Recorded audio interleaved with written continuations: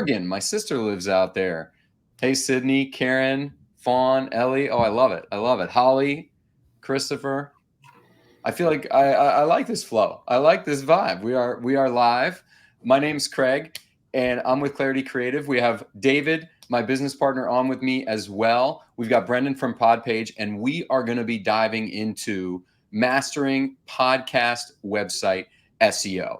So right out of the gate, let me give you a rundown of what is kind of going to happen over the next 30 minutes to an hour or so. So we're going to cover foundational stuff. We're going to cover the SEO foundations, what it is, how it relates to you as a podcaster, how Google sees it, and then we're going to get real granular into the specific edge you've got using Podpage's tools.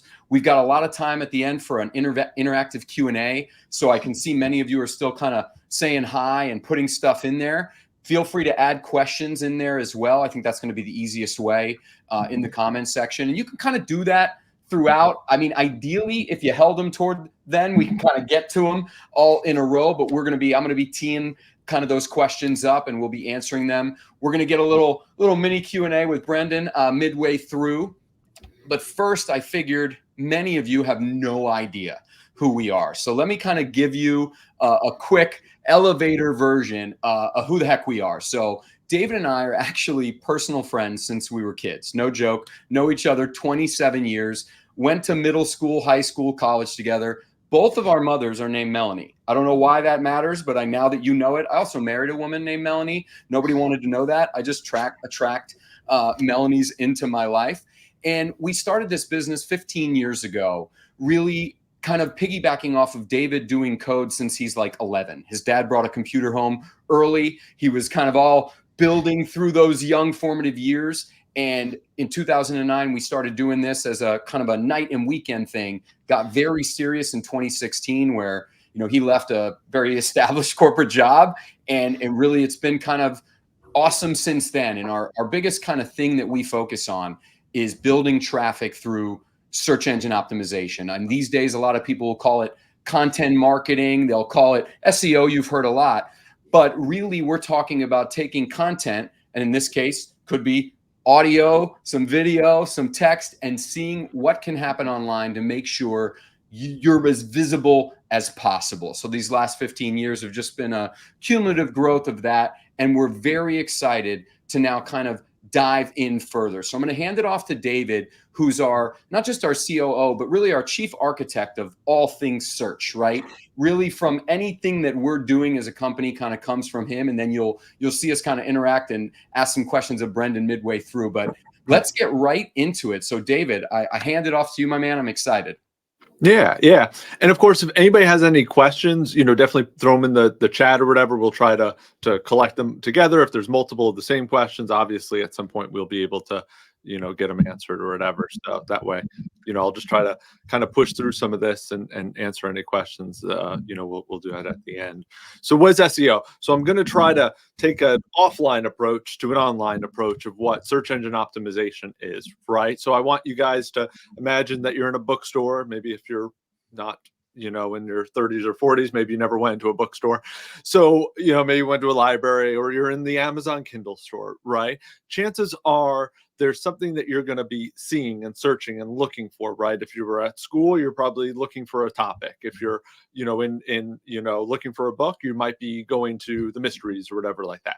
So the way I would take SEO to an offline is that there are certain things on helping Google to understand who you are, right? So in SEO, there might be keywords and topics, right? So if you're a book, right, that might be the categories that you're in, along with like your title and some other things, right? Then you're going to stand out in search, right? So you might be, obviously your title should be accurate to what everything is, but how do you look unique, right, in the search?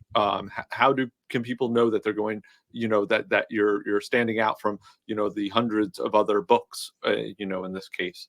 And then recommendations, right? Did you get that recommendation because, somebody the librarian pointed you there? Is it because you saw reviews of it? Is it because people were able to take in and learn who you are? And then how often has that book been updated, right? If it's a book on how to make lemonade, it probably can exist for 20, 30 years without really changing. But if it's something that maybe is about the latest and greatest technologies, probably matters that it was updated in the last year, right? If it's anything about AI, right? Something from 5 years ago is not relevant to what's happening today, unfortunately. So it's not magic, right? It's just about providing some of these things. We try to break it down. If you were in a bookstore, all that would just be done in the book and it'd be pushed out there. So that's my kind of basic definition, how you can kind of link up, like finding that book in the bookstore to finding a link and trying to find you guys as podcasters online. So specifically SEO for podcasting, right? So if you're doing your thing, you're optimizing, your home, your about right page. Chances are that's going to be probably like your branded keywords, who you are, the name of your podcast. Do you show up for that, right? That's your basic branding, right? It's probably going to be on your podcast site. So this is your site, right? This is, dare I say, it's the thing that you probably, you maybe have a Podpage or you have another a podcast that page that you have set up to represent you, not necessarily the ones that are in the feeds from Apple or Google, which will now be YouTube podcast or whatever that's going to be, but your page, right? So is there about section, and those are your branded keywords. There's probably interviews, episodes, topics that you're going over, right? And so those are other pages that you could also rank for on site. And then there's your genre, your category, and what you do. So if you're you're a fishing podcast, maybe there's something about the area that you're doing or the type of fishing that you do or the region. If you're travel, you might talk about you may only do European travel, so that would be maybe like your category and that you go into. So it's on site. So a lot of those are things that you can do and control and be able to rank for your page specifically in Google. There's offsite, and you can affect some of these, but a lot of times they also help drive traffic to your on-site specifically. So let's say like for Spotify, Apple, Google, I would almost look at those as like they're obviously like directories, right? For just the podcast, just specifically the podcast side of it, that they curate feeds, they suggest your podcast, and it's good to optimize them, but don't get lost in your podcast page and that, because people are using those differently and how they might find you. Now, somebody might also just type into Google best travel podcast, and you might show up there as well, because that's obviously another place that people can find you. But the way I see those, the Spotify for podcasts and everything, those are directories that just really just have a listing with their own little search kind of intent in there. The good news about those is they're at this point free, right? They're free rented space that you have, and they are mini search engines, but they can change. Excuse me. They can change how they show up. They can change what they want to display. So when both of these together kind of make up your package. For me, like I love using, let's say, like Spotify or Apple Podcasts to listen to my podcast. So I might draw myself to learning about the podcast on their site, but then I might go to Apple Podcasts to do the listening. Some people like the visuals, so they might want a video and things like that. So just I'm going to click away here for a sec, just really just show you guys an example. So like if I go into the all the hacks here, right? So I at podcast all about money, travel as an example here, their podcast page obviously shows up. That's what you want to do. So I could take it in, right? I can go into his site and learn about the episodes and everything that he's doing. And then again, this is where it's so important just to own, right, your search, right? So it's your branded search, right? Then there's some videos that they posted from the podcast. Then there's the YouTube, there's Apple, Substack, another YouTube, Spotify, Instagram. But everything here beyond his main podcast page are other things that people can do to interact with him, right? So if I like Apple, it's right there. It's if I'm ready to go in. But if I want to dig deeper into some of the things that the client's doing, I might go back to their page. So that's where you can really own and making sure that type in your brand name in there, and are you really kind of ranking even just for your brand name is important, because that's how people might find you, and you don't know again what direction they're coming in to locate you. So something to think about there. So I want to talk about SEO for users, and then I'll go into SEO for Google, right? So SEO for users, it's really thinking about, and both kind of are in and around the same, right? So you want to write for humans, right? It's so important, right? It's got to be natural. It's got to be easy. It's got to take it in. I would assume, right, that chances are when you're doing your podcasting, your software, it's a lot of times on desktop. But a lot of time, most of the time, when at least for me, I'm listening to podcasts, it's on mobile devices. So how comfortable and friendly is the mobile experience of your website, of how your content and everything is being displayed, right? Because that's a better user experience. Can they find the links? Can they find your podcast? Can they click through your page and engage and be able to learn more about the topics? Engaging titles, right? The same way the bookstore, maybe you really like how the title of a book, it's the same thing in search, right? So the titles, right, are here where you're looking at is what, gets you to obviously click on the link to then learn more about it. It's the same thing in your podcast titles, right? If you're going to call it episode 56, but your content is about, travel in Europe, you don't want to just put episode 56 because that's not going to be as engaging. So thinking about the title, the category, if that title was to show up in search, how would it appear? That's something just to know about. And then obviously, that things are keyword focused. So everything obviously in search is very keyword oriented. And so you want to make sure that you're doing it with intent, that people are going to help find you. So you'll come to realize, obviously, that a lot of these topics as well are very Google focused, of course. And why is that?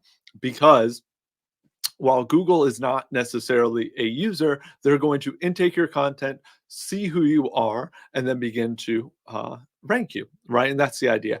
And the more you appease users, the more you'll appease Google at the same time. So they're one and the same, but you kind of have to, realize that the way a user will interact might be a little bit different than how Google will interact with things. So again, when you're writing, you want to also make sure you kind of do a balancing act of, you don't want to keyword stuff. You don't want to do, travel. You want to make sure that there's more information there. Good news about what everyone is doing in the podcasting space is that Google really likes an acronym that they put out there called EEAT: Experience, Expertise, Authority, and Trust. And while they're, very similar in terms of what they all mean, the important part of that is that Google can now differentiate a lot of times who's behind something, and then the uniqueness and the quality of it, right? And when you guys are doing podcasts, you're interviewing people, you're posting audio transcripts and more information about it, you are absolutely building experience, expertise, authority, and trust, simply because of all those things that you're doing. And what's so exciting about it is that automatically kind of helps give you a little edge in helping Google to understand what you guys are about. And it's the same thing that a person would be looking for as well. But Google's just wondering, like, who's putting this out there? What's about it? Why are we talking about those things? So when you're, again, doing things for Google, your goal is to show up more, right? Show up for more searches. How are people going to find you? What are people searching for? So it could be topics like we talked about for your for the episodes that you have, and then it's just generally helping to find your general podcast page. So if we were to, again, look at what top 5 SEO things we should really, really, really pay attention to, we put them here. Now we'll go a little bit into the Podpage's elite tools, which are just, an excellent kind of set of things to kind of help to get you more visibility. And it's a little more automated to help you out. But like, if we were to have 5 things really quickly that you wanted to kind of roll out, these are those things. So the URL, you want to make sure it's friendly, right? There's dashes in between every word. That helps so that not only is it human readable, right? It's not just a block of text, but also Google can kind of see and kind of extract some of those keywords. Chances are that URL is going to be very similar to the title tag, right? So if you're interviewing Bill Gates, or you're, talking about like best places in Europe to travel to, you might then have that as your title, right? It should be fun, catchy, something that gets people to click into it, right? It's the title of that book. And then your H1, which usually in and around the title tag can be the same. Some things can be slightly different. And I'll show you kind of an example in a second here, kind of where that is on the page. Chances are there's fresh images, right? In how podcasts work, there's, podcast cover art. A lot of times now, Apple is even asking that you have unique ones for each one that you're doing. So there's opportunities, right, that you're already creating fresh imagery to help kind of stand out. And then there's text, right? And this is where, there's a large opinions on how many words really matter on a page. If you were to probably start somewhere, probably in the 400 or 500 words, it's a good starting point. Some people say, oh, you'll rank better with a certain number of words. And there is no like right or wrong there, so much as is there enough text here to get the point across in what the topic is that you're covering. So really quickly here, I just wanted to kind of share an example, right? So your title is going to be up top here, right? That also, like we talked about, shows in search. Then you have your H1, right? So chances are they might be in and around the same. And then like you have your image, then you have your content, right? That goes into it. So all that stuff kind of comes together to help Google and users to take in your content, understand who you are, and be able to go into it. And I think we want to talk more a little bit about the elite tools. That's right. That's right. So before we're going to get deeper into them, which I think will be really great because I see some questions coming in, and keep them coming because David's about to go into kind of like exact functionality of using the elite tools, and then we'll go through the questions. But I really wanted to kind of ask Brendan some questions. I see already in the chat, many of you know him already, which I think is awesome. And, Podpage is kind of grown through the years and been this amazing resource for people to have a really amazing podcast website, and then adding features over the years. And what intrigues me and where I want to know more, Brendan, is after all these years of success, growing, thousands and thousands of podcasts and supporting that many creators out there, what pushed you to this next level, specifically these tools that are all about, analyzing SEO and really setting people up for success? Well, I mean, I think that ultimately, having a website, the most important thing is that people actually can find it. And I think that, I guess in sort of like the first phase of Podpage, the problem that we were trying to solve was a lot of people didn't have a website at all because it was too hard to make, it was too confusing, it was too expensive. I found a lot of podcasters just didn't have one. And so we wanted to solve the problem of, all right, make it really, really easy to go from nothing. If you put all this effort into your content in your feed, use the feed to go from nothing to a really great website really quickly. The website from day one has been very well structured for SEO with a lot of the technical stuff that we've been talking about. But the area that I found, a couple years in, that was the hard part was that we can structure the code to be as clean to Google as possible. But if the content isn't there, that is the best that what customers are wanting to actually be ranking for, then it's not necessarily even worth it. So this came from actually a conversation with you and about 3 or 4 customers in a short period of time wrote in and said, hey, I'm not ranking on Google. And there was one that was, when I said, well, what do you want to rank for? And they gave us the term that they wanted to rank for, and it wasn't on their website. I can't remember the exact example. I know it had to do with fly fishing, but that they were wanting to rank for words that weren't actually written anywhere on their website. And what was the missing piece was they had to write us, we had to do an analysis, so we had to go back with some recommendations. And so when we looked at how other platforms, namely WordPress, had sort of solved this problem, it wasn't really WordPress solving, it was Yoast SEO, where you actually wrote into the software, here's what I want to rank for, and then it would return to you, well, here's kind of how well you're going to do with that.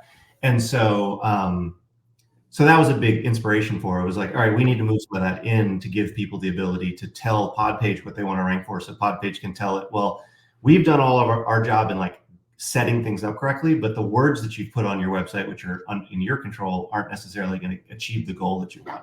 So that was a big piece of it. And then the other piece of it was not only doing that at the podcast, sort of the whole show level, but doing it on the individual episode level, because someone who has a podcast about, you showed all the hacks, has a podcast about sort of saving money and optimizing your life.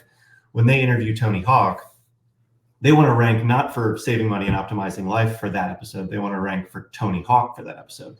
And when we looked at that page, what we realized was that because he had put Tony Hawk in the episode image, he had removed it from his page just to make things cleaner, because you already saw Tony's picture and a big with Tony Hawk banner in the image, but Google's not looking at that. And so what we found was that he actually had the ability to rank much higher for the term Tony Hawk or Tony Hawk interview, but his page didn't actually say that in the H1. It didn't say it in the title. It said mastering whatever with skateboarding legend, but it didn't say Tony Hawk. So it was like, when he was able to type, I probably want to rank for Tony Hawk. We are now able to return back to him and say, oh, well, you're not going to do that because you don't have it in your title. You don't have it in your H1. You have it in your show notes, but you're not telling Google that's what this page is about. You're telling Google it's about skateboarding. So anyway, so it was like a few of those things came down. Then we were like, we need to add something here to help with SEO at that level where people really want to get granular about it. And then the other piece of just Elite in general was, when Podpage launched, it had one plan. It did one thing. A bunch of customers said, I love it, but I wish it did a lot more. So we launched the Pro plan, added a ton more functionality for the Pro plan. Over the last 2 or 3 years, we have a lot of people who are like, I love Podpage, but I need more. So I'm going to move to WordPress, which we've always sort of celebrated and said, all right, yeah, eventually you might want something more powerful, more customizable. But we always ask what they need. And so 3 years in, we looked at that list and said, oh, there's a lot of the stuff that we can actually do on our own. Because most people who left Podpage would say, I don't want to leave the automation behind. I don't want to leave all this other, but I need this for my business or my podcast. So I'm going to go ahead and move over. But God, and we've had a lot of people move to WordPress and then come back and they say, it wasn't worth it. Kept breaking. Plugins weren't working. Had to do all this extra stuff. Complicated. I get sick of updating it myself. I want my reviews automatically pulled in.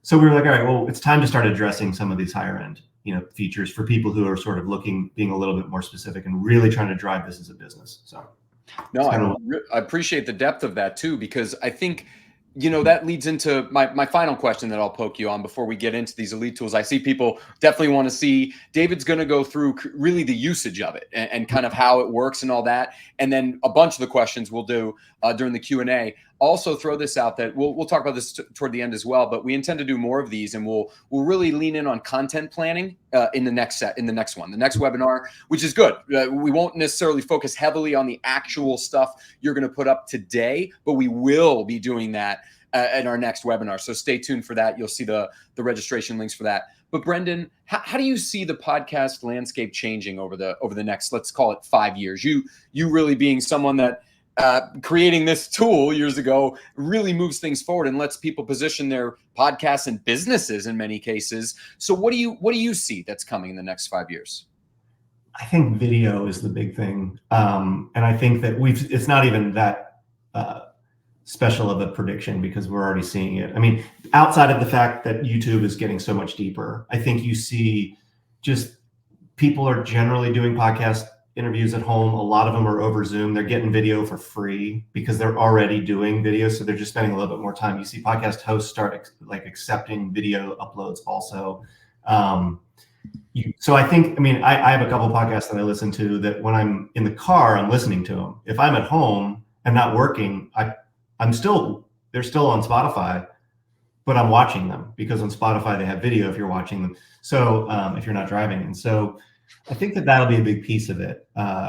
And which I think actually makes the website kind of a better value add in your business tools, because you actually can drive people to a website and say hey, watch the video on the show page, as opposed to go to YouTube and then get lost in YouTube's recommendations and get distracted. It's like, no, go to the show page. You'll see your sponsors, you'll see your guests. So I think that's going to be a big thing. I think we'll continue to see podcast as a necessary extension of almost any business's effort to get popular. One of the pieces of feedback that I got around Podpage was most people in the podcasting world know at this point because it's been around for a while and a bunch of people use it. But when you step away and you just go into the generalized creator stance, area, there's not as much awareness. But most creators, if they're YouTube creators or if they're just like consultants, they eventually go to launch a podcast as a lead generation tool or an information sharing tool. And so I think you'll just see a lot more people using the format for that. You have all these video bloggers that are now just going to move into, throw their video up and make it a podcast. I think you'll see just a lot of blending of just like everyone having a podcast. No, I couldn't agree more, even from our perspective as a marketing agency with clients throughout the United States, not just because we were pitching it to them, but many came too. We're like, can I do a podcast? We heard that a lot. We keep hearing that a lot. And I will say to everyone listening, we always say yes, because it's an amazing platform to get not just what Brendan said, leads, but actually, and this will lean right in, to get visibility. Visibility, that's the kind of thing we look at, is you get visibility that then turns into clicks, that then turns into leads. In this case, for more, I think, organic businesses that are looking for kind of sales conversion. So with that kind of note, and thank you for creating these tools, Brendan, to really get us gassed up on more SEO for everyone. I love that we're gonna have a lot of questions to go over. We're gonna touch on video, touch on keyword density. We'll touch on a lot of these things.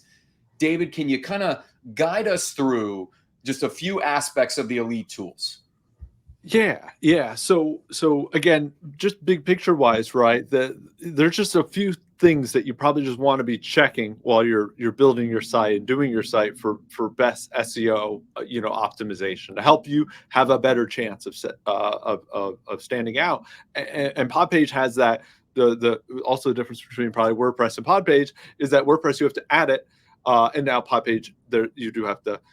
A lot of it does come to get you started. You're set up for success already, and then they have the ability as well to add it to have it pre-checked for you. So again, so this is like your general site, right? So you can have your general site. They make sure that you have the right metadata, you have the right URL, that you have a sitemap that you could also then submit, and which will be probably a future topic in terms of how to use all that. But you're able to take your general site and make sure that Google can crawl it, that it understands your site and can again, everything is friendly that way.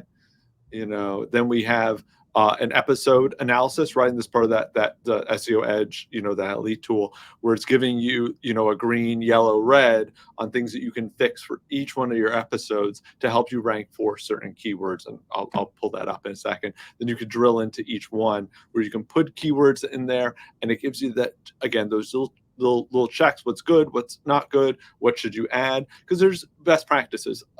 There isn't like a hard and fast if you have a shorter URL versus a longer URL, but at some point Google's going to cut it off. So if you can, make sure that you have it correctly, or you don't want to have a keyword too many times in a page, because that could come across as spammy. Is what we used to do 15 years ago. Can't do it as much anymore. So it's nice to have a tool to just tell you a little bit more of what's going on. So it tells you, do you have a proper H1 tag?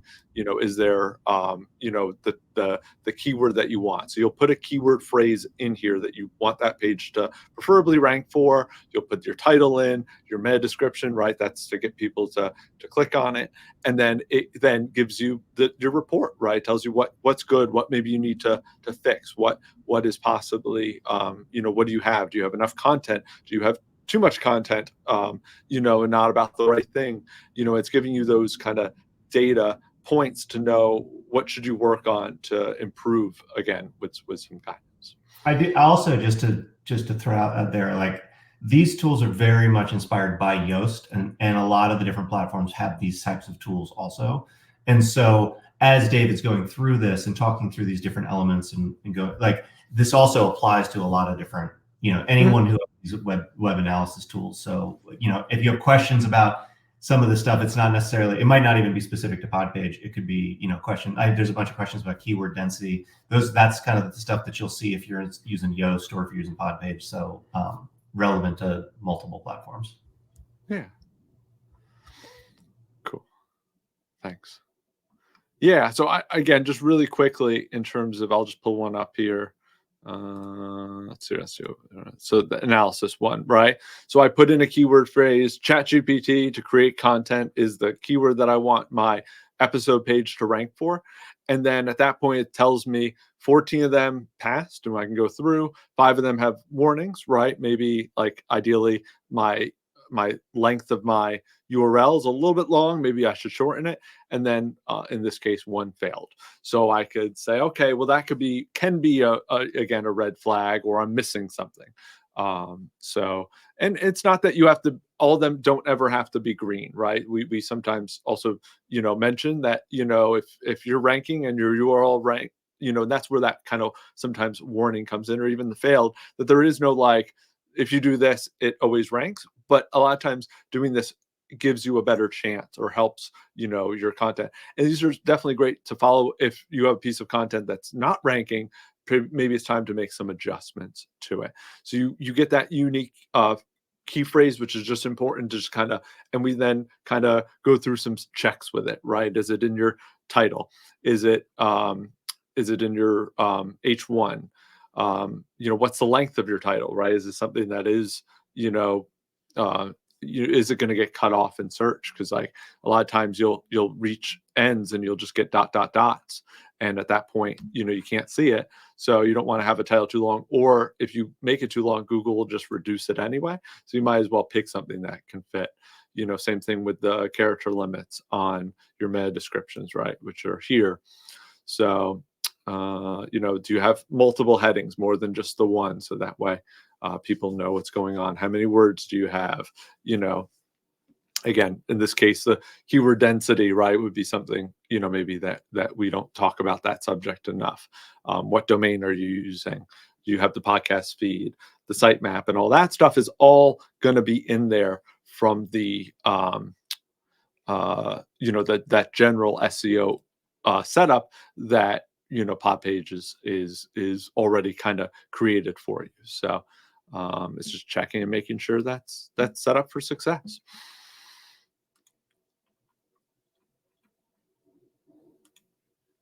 All right. So I see a lot of kind of comments and questions coming through. So the big picture, I'll kind of bring it back together here. There are elite tools that are available that kind of set you up for success on SEO. Now I'm going to kind of touch on content and a few other big things.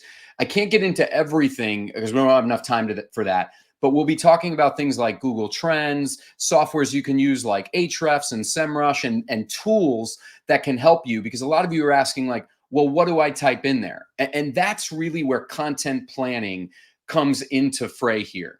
Because if you're looking at it in the example Brendan gave about having a big guest on a podcast episode, and making sure that guest's name is in the title, in that episode title. Again, some of you already do that, right? But knowing which keywords, exactly what to put in, that's where some research on your end, or maybe in a collaborative sense, if some of you are looking for that level of help, but on your end, you can look at some things. Like I mentioned Google Trends for a reason, because it's a free tool. You can go on Google Trends and type any phrase, any keyword, and it'll give you its search relevance. It's a free tool that Google has, where you can absolutely look and know, like, people are searching this or not. So if you have a podcast, for example, I know some of you are sharing great detectives of old time radio, side hustles, fishing, aromatic wisdom, these topics, right? A good starting point would be take a look at Google Trends to see, are people searching these things?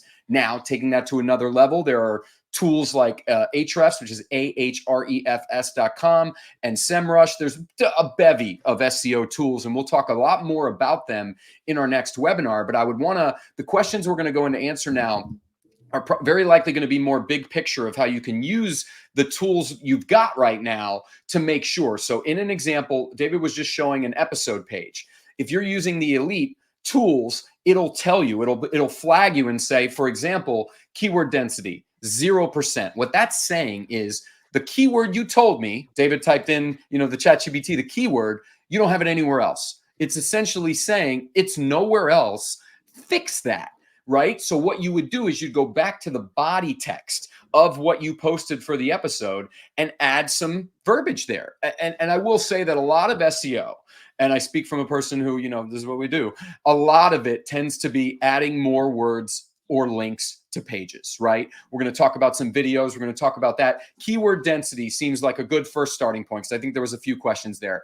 So David, I know I gave the broad stroke there of, like, when that tool is saying red flag keyword density, it means you do not have those words anywhere. So I can't I won't be able to help you know that the algorithm won't see this, right?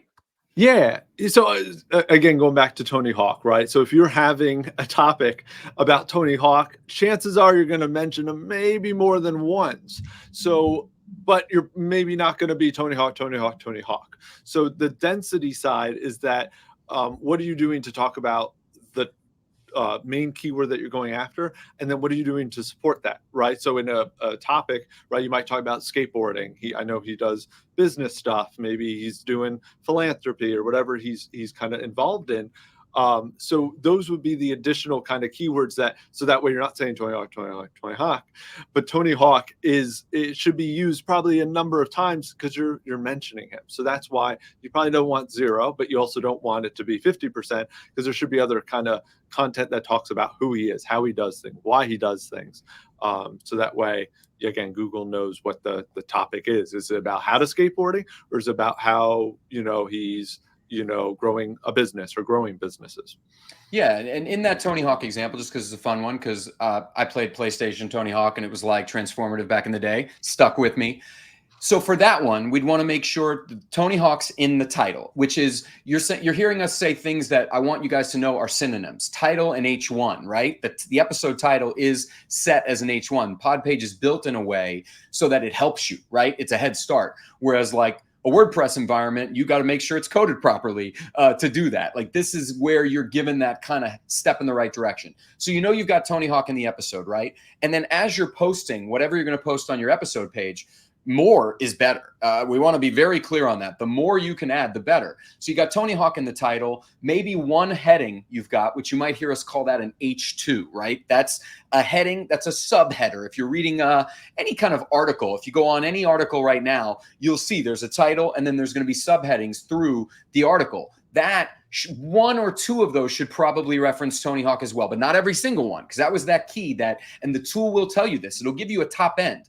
If all of a sudden you're putting Tony Hawk in every single H2 and in every single paragraph, that's where it's that, you're not getting any more value out of it. And the algorithm might actually overlook it, right? Because big picture, you want to write for a human reader. And you could use AI tools. We can get into that. Some of the questions have that. You can absolutely use tools, but think of you as the reader. So if it said Tony Hawk 17 times in a paragraph, that's not a good reading experience. You might not even read the next paragraph. If Tony Hawk's in the episode title, if his Tony Hawk's history, and then maybe one other says the Tony Hawk video game, now it's an organic article episode text that reads like an article. That's the kind of mentality we want to put on your radar for these pages, that the more you're making sure that your content is easy to read from even your perspective, literally the user, Google's algorithm has gotten so ridiculously good at finding the resources that are written for humans. So we won't be able to give you like a magic number. And anyone that does, I would actually be wary. I would put up a yellow flag if they say, use that keyword 7 times. Because there's no way to discern that. You would want to look at your competitors for that keyword. You'd look at who's ranking #1 for Tony Hawk. Maybe they have it 15 times, and you would think, oh, let me go to 16. Well, that might not be as valuable as making sure you just have better links throughout your site, which I know we'll get into in time. So I know we touched on keyword density, I hope enough to answer the questions, but please know that I put our website in there too. You can hit us with questions too. We're doing these webinars. There'll be more of them. We know we might not even be able to get to every single question as they keep funneling through, but let's jump to another one real quick. I see one, or I didn't know if Brendan, you want to pull them up on screen, or you want me to go? Let me see. Yeah, you have a bunch, which is great. Thank you guys so much. We want the questions, and again, we'll continue. So Jessica's asking, what's a great resource for checking keywords and content for SEO discoverability? Meaning, and I think in this context, and you could tell me, Jessica, you're saying like the current elite tools can tell you if the keyword you typed in is showing up in your content. Doesn't seem like you're asking that. You're saying what keyword might be good for me to even know about. And if that's the case, and then I'll go right to you, David. We're going to talk a lot more about that in content planning, but that's where those tools I mentioned, which was like Google Trends, Ahrefs, SEMrush, SEO Pilot. I'm not an affiliate with any of these, by the way, but they're just tools that can help you find the magic sauce, which is search volume. Essentially, how many people are searching a term, right, David? Yeah, and you can just for starting out or wherever you're at in your journey too, you can also just plug in what that keyword is, right? Tony Hawk business or whatever it is that you're looking for. Plug it into Google and what comes up, right? And you can begin to start understanding some of the keywords that other articles are ranking for that you can maybe do, right? So if that topic is relevant, what does show up? Does it make sense? Do I want to show up in those other rankings, or is that being run by is Wikipedia and his brand page and this and that? Oh, I don't need to be Tony Hawk. I need Tony Hawk business experience. That's the keyword that people might be searching for. I don't want to show up for his brand. People aren't going to go to my site to buy his merch or anything like that. But so you might have to like kind of play around with some of those keywords to find out what shows up and how. Now that's the keyword that I want to show up for. And a lot of the tools that we were talking about there, they do have free trials. I just want to throw that out there where you'd be able to sign up, run some volume to see, like, again, we might all think, I'll speak to my own business. We might all think SEO Orlando, we're out of Orlando, right, is a massive keyword because it feels that way. But then the reality is 11 humans search that every month. The key is figuring out what you're talking about, where the volume is. And the good news is across the spectrum of literally all topics, I saw a lot of the shows, there's volume. You just got to find what the other people are searching to find your stuff. Sorry, I didn't mean to step on you there, Brendan. Well, no, I mean, I think we're kind of getting into an area that's been a really big challenge for me and with David and Craig. We've been talking about this for a month or so, which is, there's a difference between the tools that let you know if you're doing well. There's kind of three levels. There's like the tools that let you know, all right, tell us what you want your website to be doing, and here's how well it could do that. And that's kind of what Podpage is trying to do, at least right now with these tools. That's what Yoast SEO is doing. It's like, we know what your website looks like. We know what words you put on it. And if you tell us what your intention is, we can maybe tell you how well you're going to do with that. Then there's a class of tools that they've talked about. And this is like a note for next time. We should actually have a slide with all of them listed on it because everyone's asking about them. And by the way, everyone, whoever doesn't know, this is the first time we've done this. We're learning a ton just from the comments, and we'll restructure some of this information for next time when we do it. But there's this other set of tools, and I think that this is the part for me as a builder that's hard, because people come to Podpage and they'll say, like, I want to rank for business podcast. And even if they put the words business podcast all over their page, with the missing piece of information that they have, they're kind of missing two pieces. They're missing, like, well, how popular is this keyword? And the chance of ranking for business podcast as a new podcast is, I would probably say, is never going to happen. It'll take years and years and years. But what they also don't know is, like, well, my business, I'm really focused on, like, I don't know, small shoe stores, or it's a business podcast about small retail stores that focus on kids. And that's a different keyword that maybe would be way less competitive. And so it's frustrating to be like, my site isn't ranking because they're trying to put all this effort into business podcasting. But if they were to put effort into, like, business, kids business podcasting, it might be way easier to make some headway. And then if they can own that keyword, it's going to be way easier to transition into a more generic one. You're nailing, like, literally our big picture strategy for clients that we work with all throughout industries. Low hanging fruit keywords. Everyone thinks, oh, I have a sports podcast, I want to rank for sports podcasts. Well, now you're up against New Heights from the Kelsey Bros, and they got the Taylor Swift wave. You're not touching that. But if you are talking about maybe a lot of soccer content and a lot of, like, crazy hooligan stuff, well, now we can go deeper into the niche that you've actually created, that you're passionate about. Find volume, dominate those terms, and use it as building blocks. I love it. You said that better. Yeah, and I think that for me is, like, how can Podpage help? We're trying to figure out what these steps are. We've looked into trying to figure out, like, SEO tools like SEMrush and Ahrefs. The level of complexity is about 1 million times Podpage, and so we're not going to be able to be like, oh, we'll help you with figuring out the keywords that you should be using. So at a certain point, if you get really serious, using those tools is really good. The negative, and I'm talking personally, sometimes you go to those tools and it's an overwhelming amount of information. Right? It's too hard to use it when you don't know what you're doing. So anyway, so the way that I think about this is like 3 tiers, and we're trying to address all of them. And I feel like we're getting better with the tools that we're telling you how you're doing on your site, although it's a first version of those, and there's a lot of improvements we can make. I think specifically in keyword density, we could be helping with that analysis. I think there's you using the tools, but to pick better keywords. And it's also just everyone needs help, one-on-one help. And so we're still figuring it out, but we're working with Clarity on figuring out like how can Podpage users access David and Craig at something that isn't crazy expensive like most of their clients pay, because most Podpage users are going to kind of need the same thing. They've got a podcast, they have specific keywords. What they need is to figure out, am I targeting the right keywords? How am I doing? And so just to let everyone know, we're working on ways for everyone to be able to get more help than just what you're seeing in Podpage. But exactly. And the next webinar will really be a heavier focus on content where we'll have that all lined up, whether it's that we'll have some workshops or we'll have some one-on-one options. That's on the radar because, and I know this might be slightly disappointing, there is not a magic thing I could say that would help everyone with their keyword thing. It is very unique to the individual podcast. So like The Amazing World of Radio or Aromatic Wisdom or Common Sense, finding out exactly what the show's about and then taking that information and going into a keyword research phase, that's the step that we, again, by the next webinar, we'll have a lot more time to do that. That webinar, people that come on, questions that come from that, we can get a little more granular. And then we will figure out, like Brendan said, whether it's going to be some sort of workshop setup. If you guys are interested, of course, if that's something that y'all want, we will figure out how to make sure we can get you that extra information and not just show you the tool and how to use it, but maybe even be alongside with you to kind of really kind of use our 15 years of experience in saying like, just because you see a keyword that looks great, it's got all the volume, that doesn't always mean, and Brendan made a great point on this, business podcasts is that example where it's going to be much more difficult. You're in a much more competitive environment.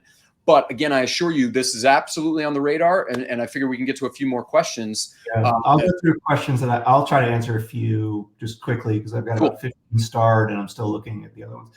All right, will we be at Evolutions? We will be at Evolutions, but the Evolutions is the podcast movement in LA in March, so I will be there. Will not be at Podfest, unfortunately, because of some family stuff. But Sarah from Podpage will be there. All right. How do you change the image for each episode? I know that Dave Jackson is in here and he's been answering some questions, but people ask me this actually a bunch. They're like, "Oh, I want my image to be different on Podpage for each episode," and you can do that in Podpage. I'm actually considering turning off that ability, and the reason is because if you're going to go through the effort, in my opinion, to update the image, you might as well do it on your podcast host site, and then that image gets fed to Apple and everywhere else. It's just that's my opinion. But you can do it on your host, and then you can re-import the information, or you can do it on Podpage. All right, let's do just a couple more that I can answer. Benjamin, do you guys? I'm not familiar with Google Web Stories at this moment. Is this a question, Craig and Dan, do you know Google Web Stories at this point? I think it mostly shows up in the Discover feed. I'm not going to say I'm an expert on it. I think a lot of times it has to do with newscasting or more like news feeds. I'm not an expert on that, unfortunately. Okay. Yeah, Benjamin, follow up. And anyone can also email Brendan at Podpage or support at Podpage to follow up with any of these questions too. Fawn's asking if you can use Podpage for more than podcasts. The answer to this, it's challenging. So we have custom pages, and you can create a custom page and put whatever you want on there.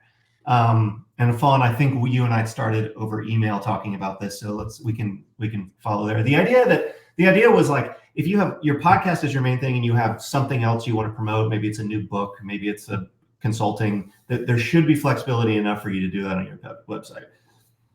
If you are like a hardware store with a podcast and you want your website to be about a hardware store with a podcast page on it, that's better WordPress, Squarespace, that world. But obviously we want to be doing more. So Fawn, let's continue chatting on. And there's blog functionality and stuff too. Yeah, there's blog functionality. I mean, Podpage, you can tell by the name, is podcast forward, I would say.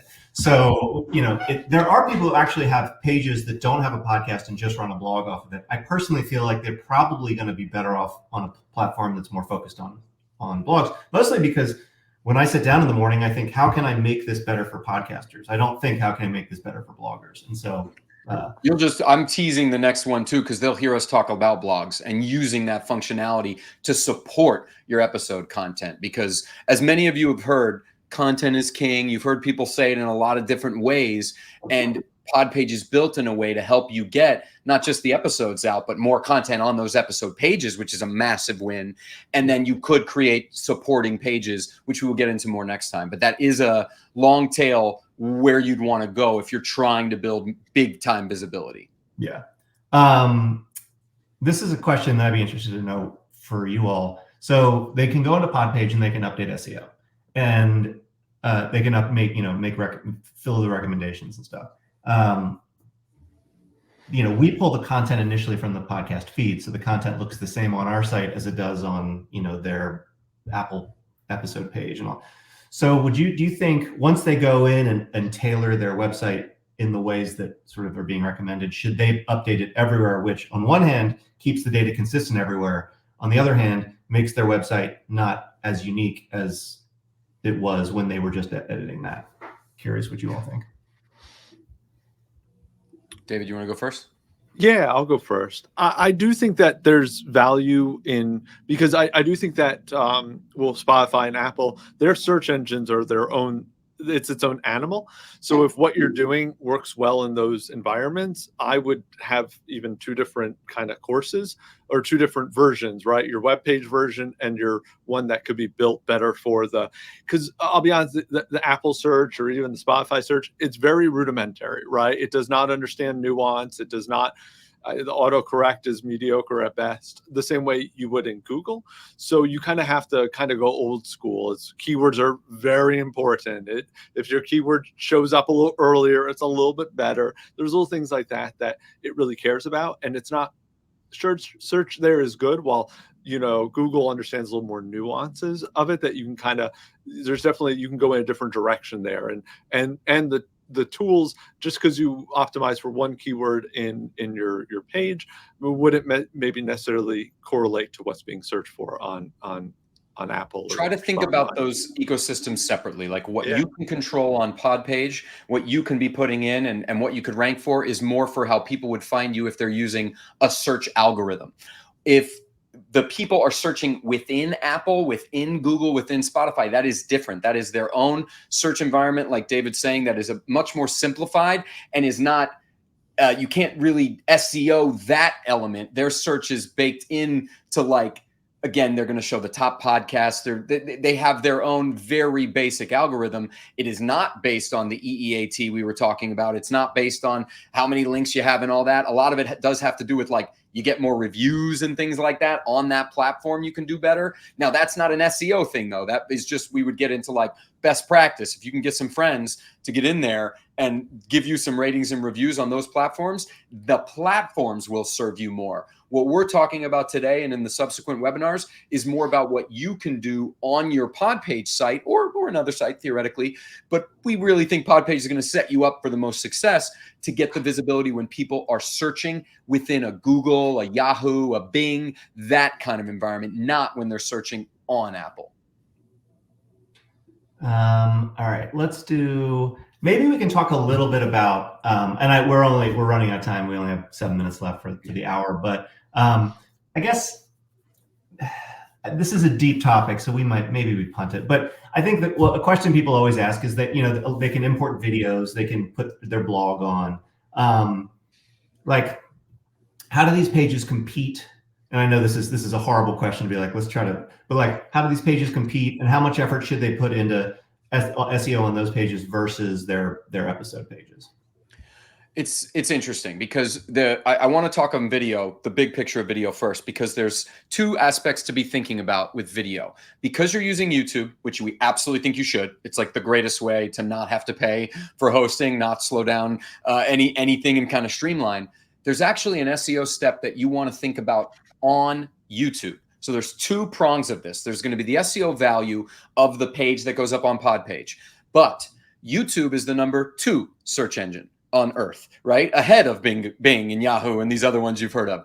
So for a video that you post there, make sure, we call it the 4 T's, right? Your description text, your title, your tags, and your thumbnail. Those are the 4 aspects of video SEO that can actually help you get more visibility on that video. Now, that's a whole nother topic. We maybe even have a whole webinar about that. We could talk about, shout out to vidIQ. That's a good software. You can get help there.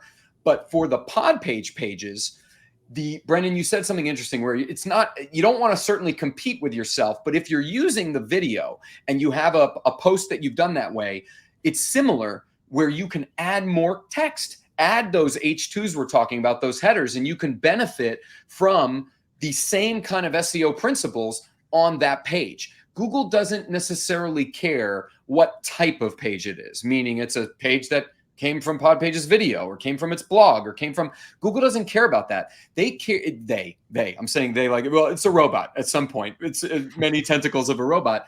It cares that it's written for a user. You've heard David say that. You'll hear me say it again, even next webinar. It cares that the source content is of max value, so that if you're passionate about your video, make sure that it's the same principles we were talking about before. There's a good title. There are those kind of subheaders, and there's context in there that supports the video. One thing we're doing for clients, literally all across the board, doesn't matter the industry, is we're embedding YouTube videos that are topically relevant. It actually knows that. The algorithm knows that, on blogs and other pages. That's a benefit that you guys have that streamlined in already. We're having to take an extra step to do what's kind of baked in here. So think the same principles. David, I don't know if you have anything to add on that, but think the same principles for those video pages, because I can see it. I think it was Eileen that maybe had that question where there's text and images that she's putting on these pages and then embedding the video more. You're doing the right stuff. It may be that in the content planning phase that we could figure out what are the actual keywords that are going to matter. Yeah, it's content.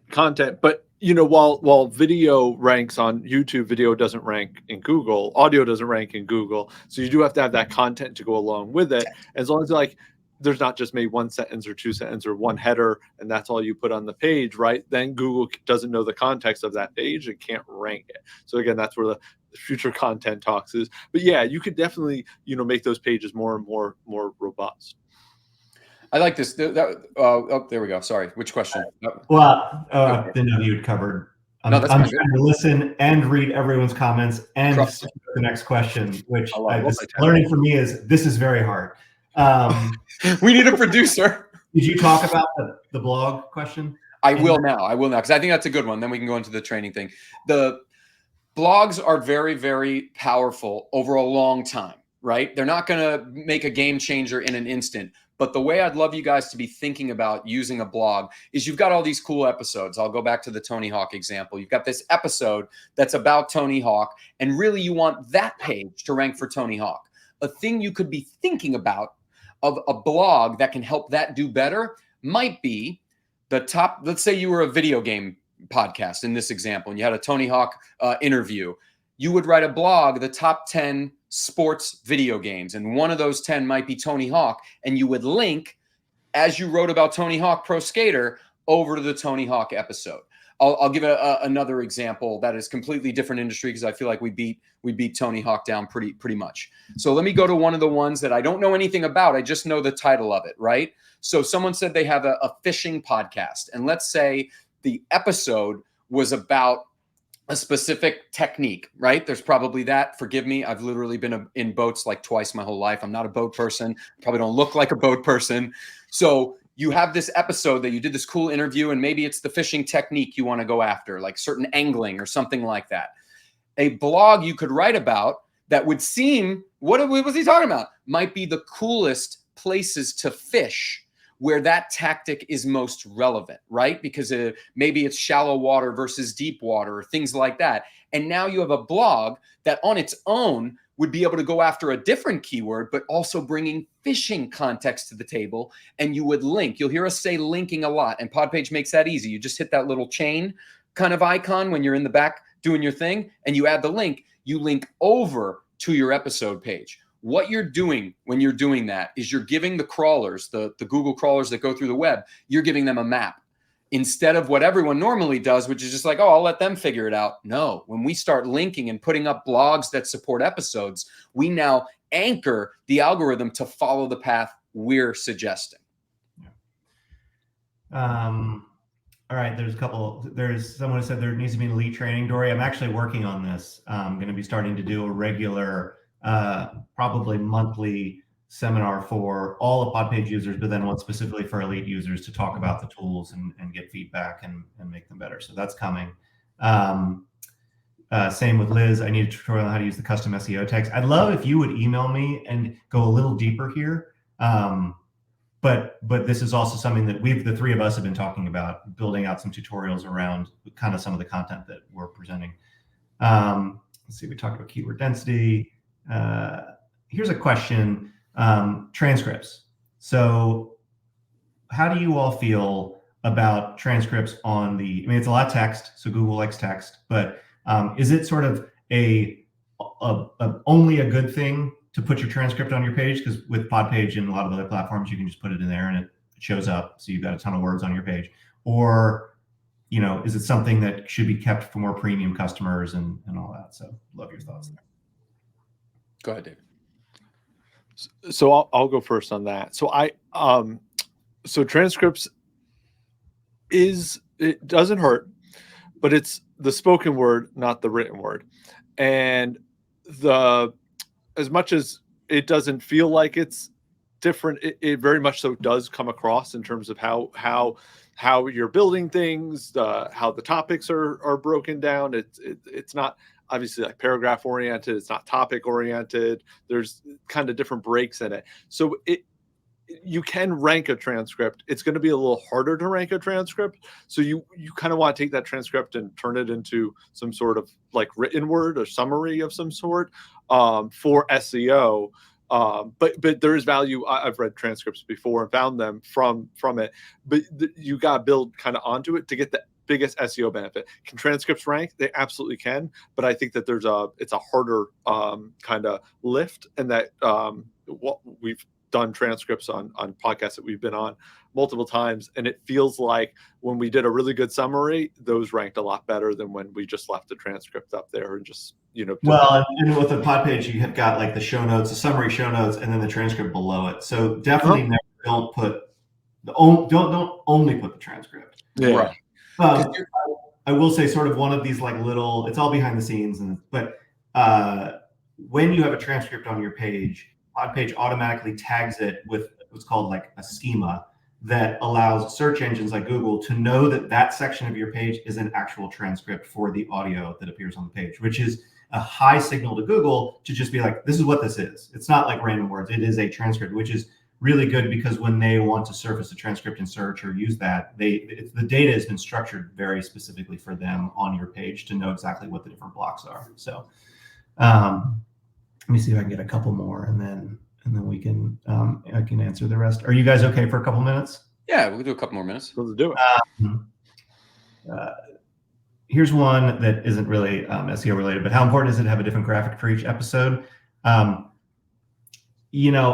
think the word important here is subjective. It's an image. I don't think you're going to get SEO juice because of it. I personally, this is just a personal opinion, I think generally when I see a podcast that has different SEO, as long as the images all have sort of a unified look and feel, I think it's generally, I would say, only a good thing. There might be, I know Dave Jackson's in here or was, so he might have a different opinion, but I think when you go to a website and you see like the picture of the actual guest as in the cover art for that episode, I personally think it's, like I said, I think it's only a good thing. It's more work, but if you can go into Canva or one of these tools and set up a theme, and then all you have to do is sort of upload the picture of the guest and put them in front, I would say that it's. I would agree and echo that it's similar. Even I mentioned YouTube.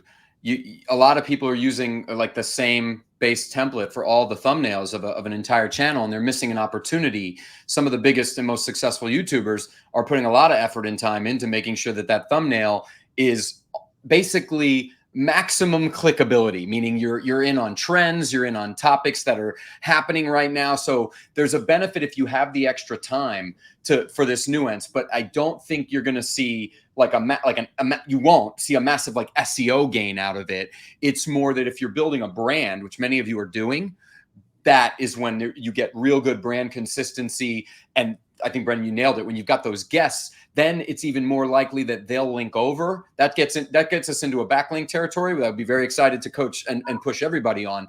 But the better your stuff looks, the more likely people are to share it. Yeah, I mean, this is just purely aesthetic, but a lot of building Podpage has to do with making sure your site looks really nice visually. Yeah. And I would say that all the best sites that I've ever seen have custom images for each episode, and they're all sort of consistent, and it just looks really uniform. It looks very professional. I mean, I think that's, again, it's subjective, but you can go to some pages and they don't look super professional.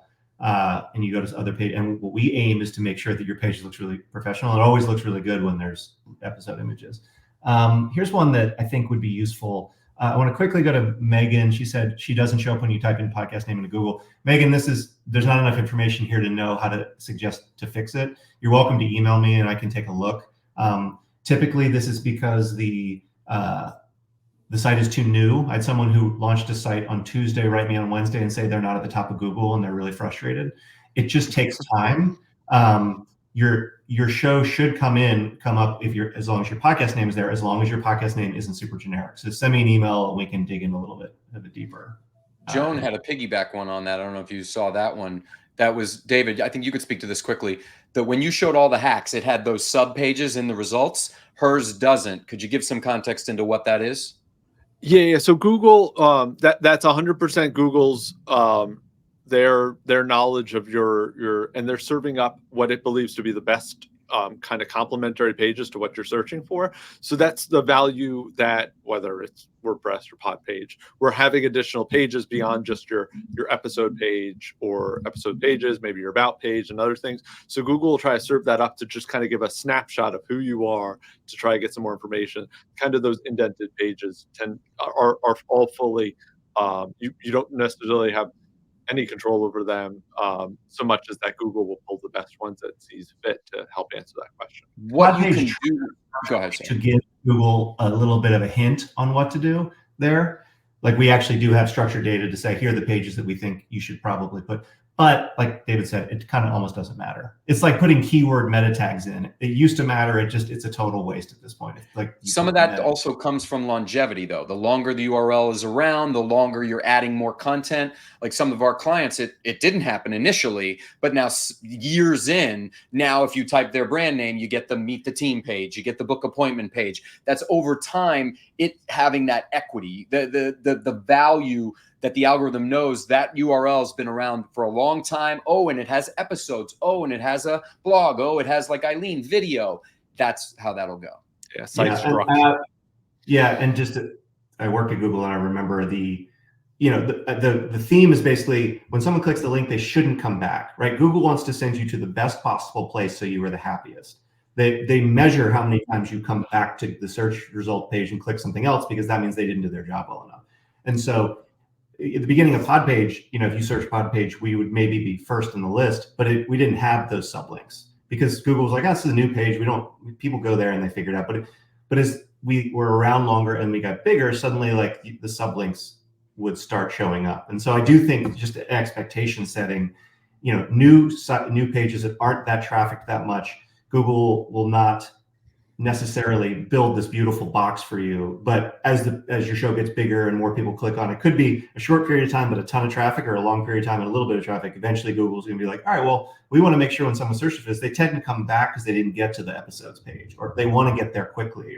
So they're always trying to optimize that. The last one, let's do that one more because I think you guys will be really good with it. URL length. So Podpage automatically takes your title and turns into a URL. It doesn't say like, podcastname.com/episode/6455. Like, we make a human readable URL based on the title. Now, the title is what the podcaster put all of their time and effort into thinking about. And so I have done things in the past where I've manipulated the title to try to change the length of it because it's really long. And almost every time the podcaster writes me and says, why'd you take that word out? That word was important. And so at this point, what we do, we've actually used AI for this too, where we asked AI, what's the best URL for this? And people were pissed about that too. So we still just basically slugify the title. But that does at times show up, we then warn people when they come to the tools, hey, your URL's too long. How do you all think about URLs and titles?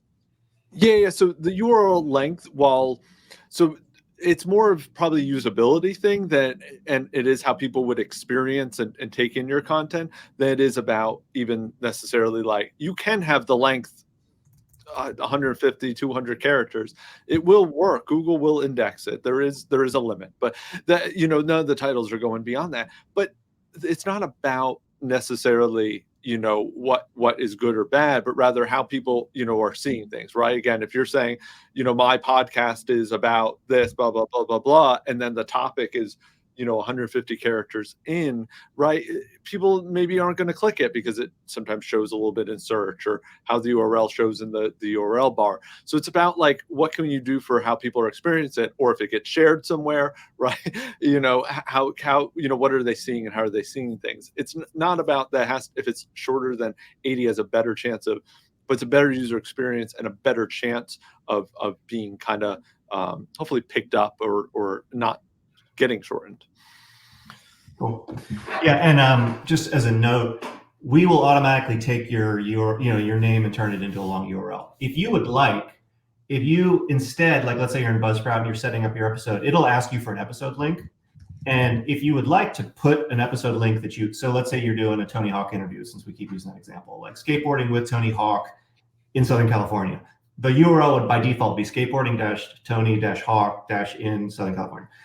If you know that you don't want that because you would rather have something simpler, if in Buzzsprout you just put in I want my podcast website to be podcastname.com/Tony-Hawk. When we import the episode, this is like a very small, like not well-known feature and hard to promote, but like we will use whatever you want. So if you've already set that your episode URL should be a certain thing, we will just use that because we're looking at that saying, well, this is what they want. And so this will be consistent. So you can actually preset your URL. You can do it in Podpage if you want, but you can also do it just by putting it in your feed and we'll use whatever's in your feed, just so you know. All right. This has been awesome. Thank you both to David and Craig. Yeah, thank you. This is fun. Thank you, everybody, for listening and asking questions. We intend to do more if you guys want it. Yeah. So some follow-ups, and I can't I was going to try to build a slide to put up on the screen. So I've set up the next one of these will be February 20th, if that still works for the two of you. So right now it's February 20th, 10 a.m. Pacific time, same time. If you you can register starting right now at seo.podpage.com. So that's that. We also hopefully follow up over email or in the dashboard around different ways for you to get more SEO help with clarity. And we're looking at different ways we can do that that would allow Podpage users to access, what is normally an incredibly expensive resource in a way that makes sense for everyone. So that's coming.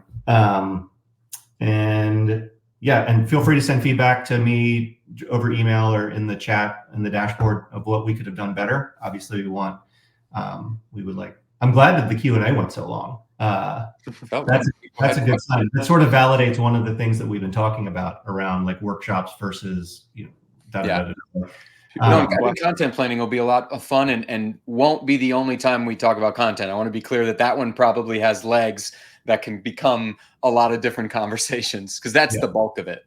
Yeah, cool. Sorry to anyone who we didn't get your questions answered, but again, just shoot me an email and we can do it one-on-one. Cool. Have a good one, everybody. David, did you have like a final slide with any links or anything you wanted to share? No, we're bad at links. It said thank you to everybody. We're bad at that. It just said thank you. Round 2 will have links. We'll do better. We'll have links. All right. Round 2 will have links. Thank you, everyone. Really appreciate it. Absolutely.